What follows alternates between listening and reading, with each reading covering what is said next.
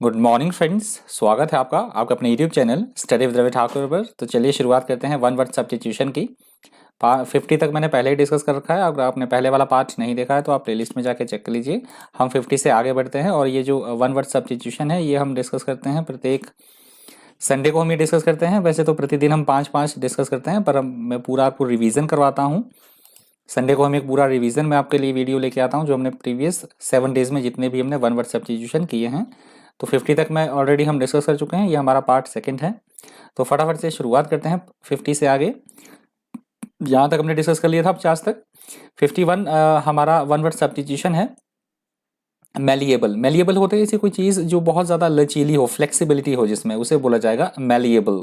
Easy to shape in any design form is called malleable. Example देख लीजिए, माफ कीजिएगा, lead and tin are malleable metals. तो सभी को पता है लेड और जो टिन है ये कैसे धातुएं हैं, बिल्कुल लचीली धातुएं हैं, फ्लेक्सिबिलिटी होती है इसमें। नेक्स्ट है हमारा मिसोजिनिस्ट। मिसोजिनिस्ट ऐसा व्यक्ति होता है जो महिलाओं से द्वेष करे, महिलाओं स्त्रियों को जो पसंद ना करे, ऐसे व्यक्ति को बोला जाता है misogynist. A hater of women is called misogynist.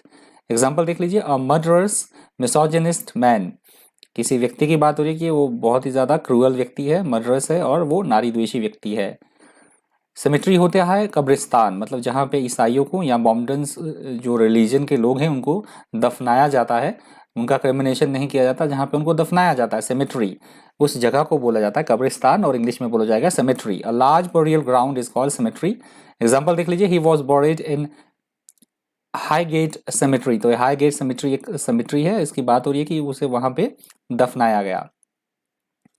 Irrigate होता है ऐसे संसाधन जिससे कि हम ऐसे कृत्रिम संसाधन जिसके द्वारा हम सिंचाई करते हैं फसलों की, या किसान सिंचाई करते हैं, उसे बोला जाता है इरिगेट, सिंचाई करना। To supply land with water by artificial means, that is called irrigate. Example देख लीजिए, during the drought the farmers collect rain water to irrigate their produces. Produces होता है उनकी फसलें, ये न्यू वर्ड है, प्रोड्यूसेस न्यू वर्ड हो सकता है, वैसे सुना नहीं होगा आपने, कि ड्रॉट के दौरान जब सूखा पड़ता है तो उसके दौरान जो किसान है, जो उन्होंने मतलब जब बारिश होती है उस समय जो पानी इकट्ठा किया हुआ होता है, तो उससे वो सूखे के दौरान जो है अपनी फसलों की वो सिंचाई करते हैं। नेक्स्ट हमारा है कलीग। कलीग का मतलब होता है सहकर्मी, साथ काम करने वाले। हम किसी ऑफिस में काम कर रहे हैं तो हमारे साथ में जो हमें सहकर्मी उन्हें बोला जाता है हिंदी में, तो साथ में जो काम करे उसे बोला जाता है कोलीग।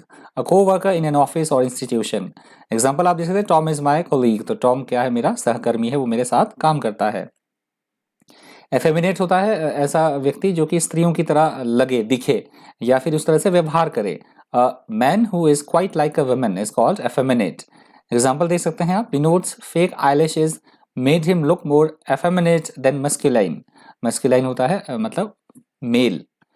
विनोद की जो फेक आईलैशेस थी उससे मतलब वो किस तरह से दिख रहा था, आदमी की अपेक्षा औरत ज्यादा दिख रहा था।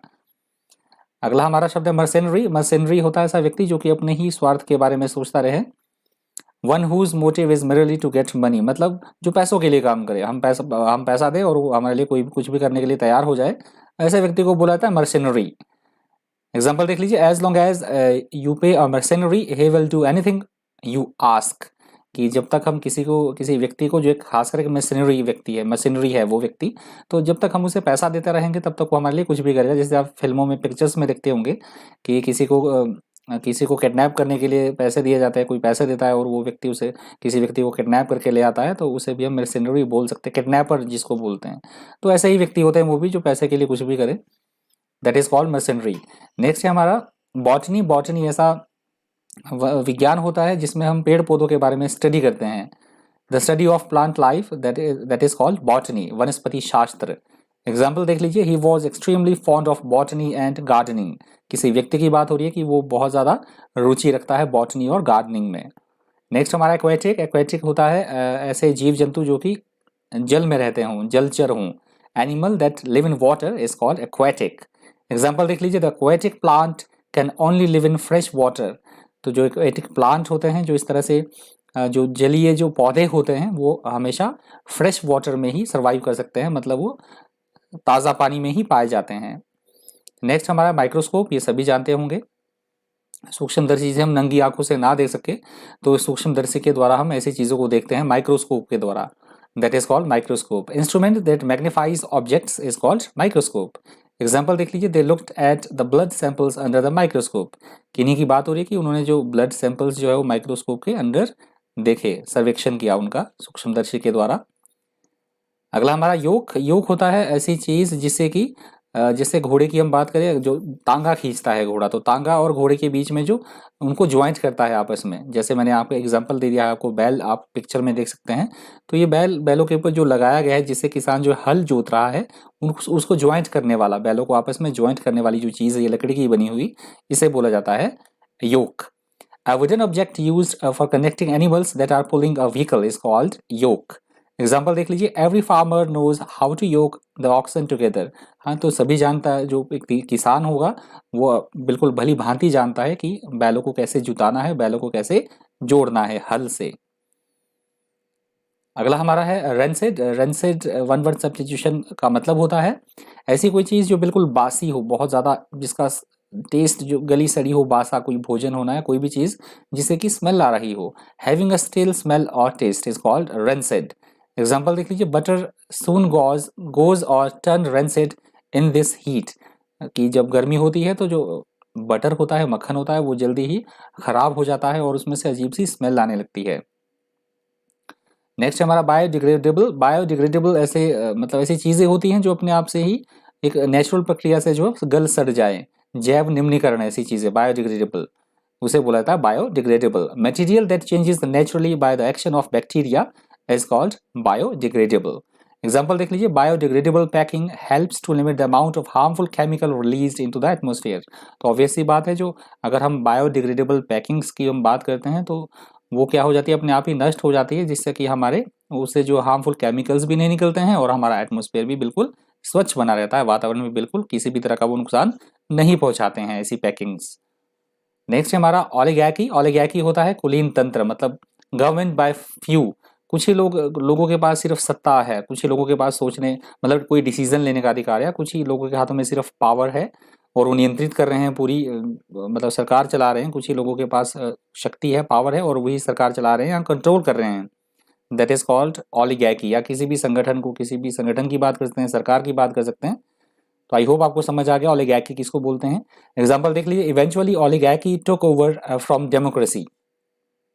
कि पहले प्रजातंत्र था और धीरे धीरे वो जगह किसने ले ली, ओलिगार्की ओलिगार्की ने ले ली, मतलब कुलीन तंत्र ने वो जगह ले ली।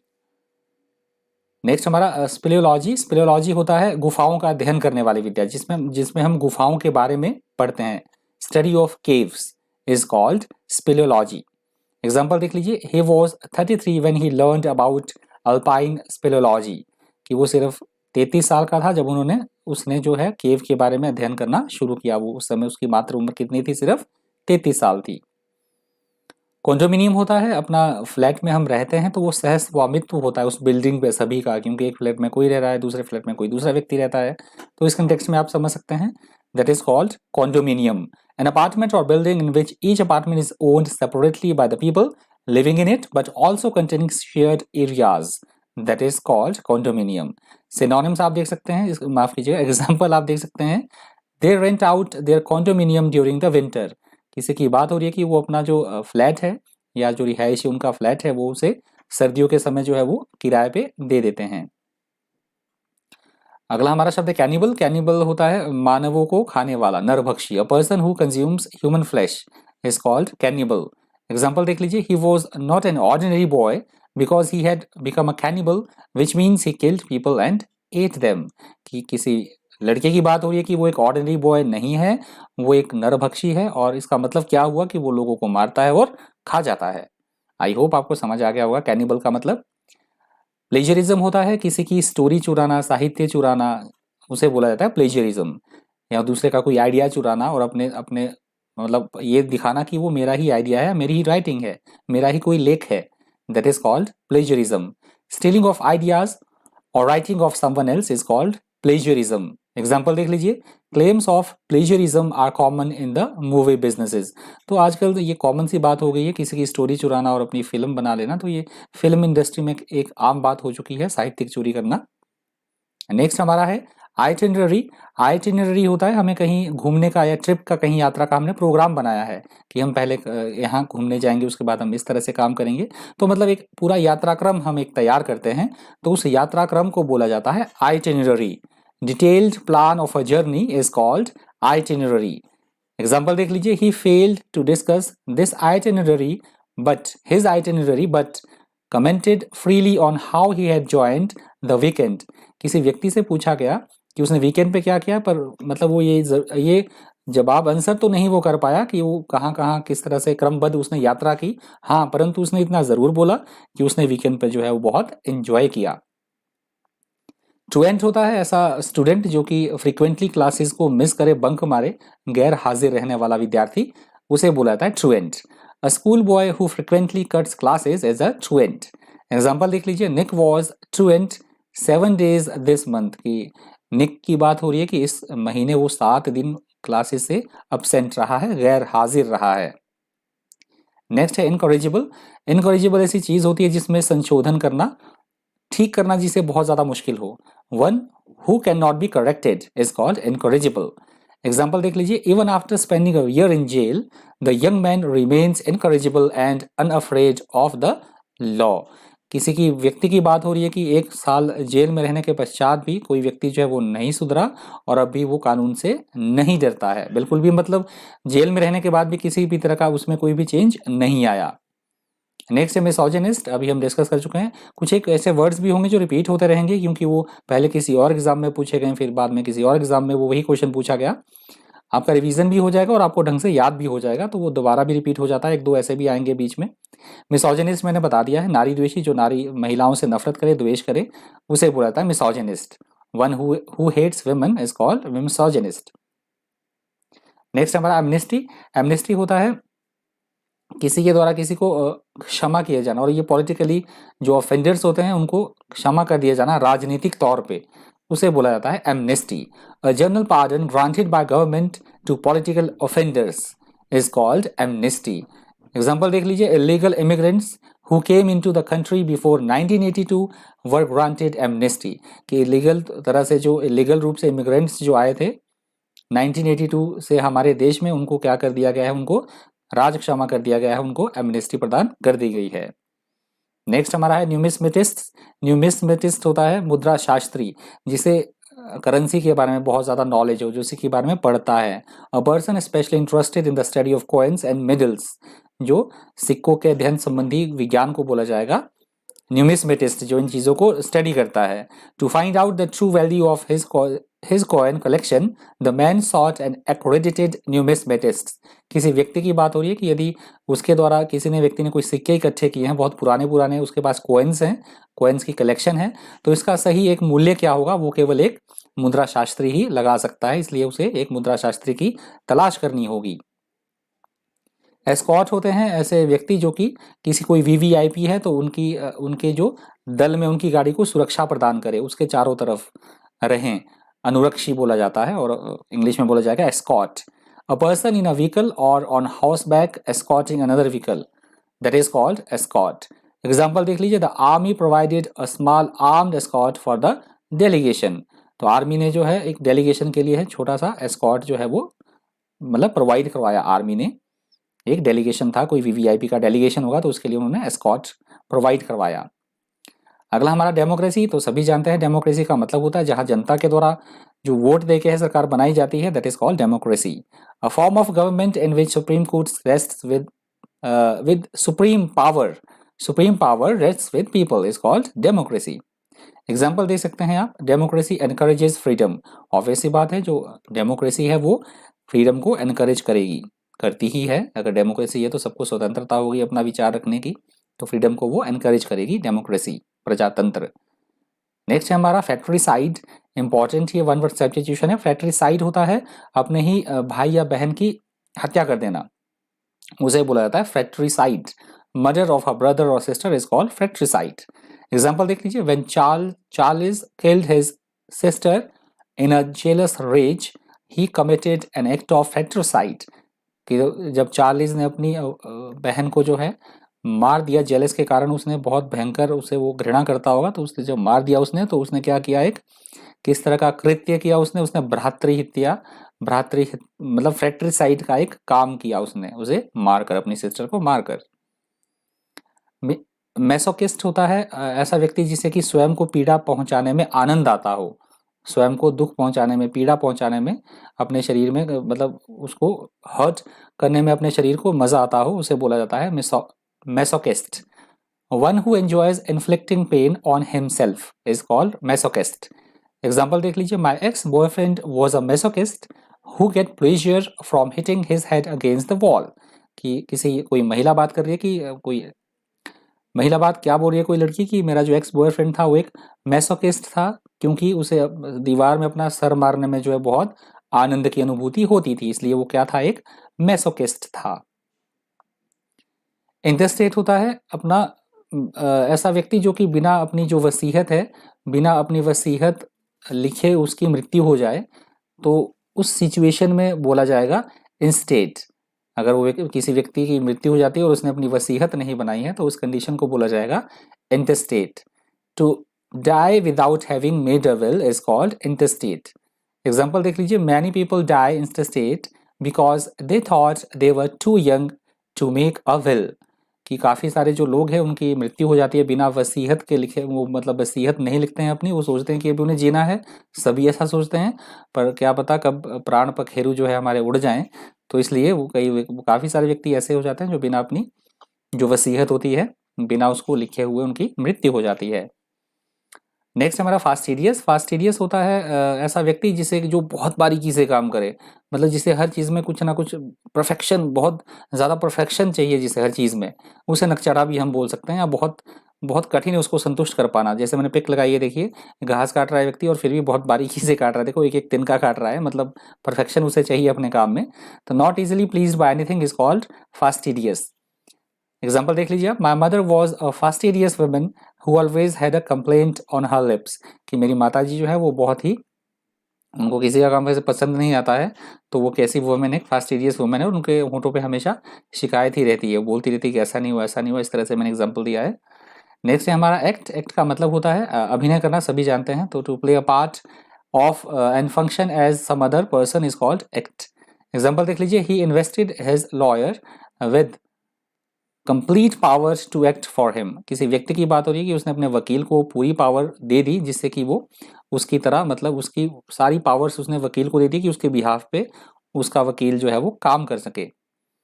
नेक्स्ट हमारा एलिजिबल। एलिजिबल होता है ऐसी कोई चीज़ जो कि जिसे, ऐसी कोई लिखावट जिसे पढ़ना जो है बहुत ज़्यादा मुश्किल हो, अपठनीय, that can not be easily read is called illegible. Example आप देख सकते हैं, look how cool and illegible his handwriting is. किसी की हैंड राइटिंग की बात हो रही है, लेख की बात हो रही है, कि जिससे देखो इसकी लिखावट कितनी भद्दी है, अपठनीय, मतलब समझ में ही नहीं आती है किसी की लिखावट। नेक्स्ट है हमारा एफेमिनेट। अभी हमने डिस्कस कर लिया है, तो मैंने पहले ही बताया, एक दो तीन रिपीट भी हो सकता है, दो तीन। एफेमिनेट ऐसी क्वालिटीज रखने वाला व्यक्ति जिसमें कि महिलाओं की क्वालिटी ज़्यादा हो, जो महिलाओं की तरह एक्टिविटीज़ करता हो या उसकी तरह दिखे, that is called effeminate. Next है हमारा कॉपी। कॉपी का मतलब तो सभी जानते हैं, कट कॉपी पेस्ट, तो प्रतिलिपि बनाना, एक कॉपी बना देना। An exact copy of handwriting or a picture produced by a machine is called copy. This copy machine doesn't work. किसी कॉपी मशीन की बात हो रही है कि ये जो कॉपी मशीन है वर्क नहीं कर रही है। इगोइस्ट होता है ऐसा व्यक्ति जो कि अपने ही सेल्फ, मतलब अपने ही मतलब के बारे में सोचता रहे, अपने ही भलाई के बारे में सोचता रहे, अपने ही बारे में सोचे, उसे व्यक्ति को बोला जाता है इगोइस्ट। वन हु थिंक्स और speak too much of himself is called egoist. Example देख लीजिए, this man is an egoist. किसी व्यक्ति की बात हो रही है कि वो आदमी किस तरह क्या है, वो इगोइस्ट एक व्यक्ति है। नल का मतलब होता है किसी भी चीज को रद्द कर देना, निरस्त कर देना, व्यर्थ कर देना, that is called null. To reduce to nothing is called null. This contract is null and void.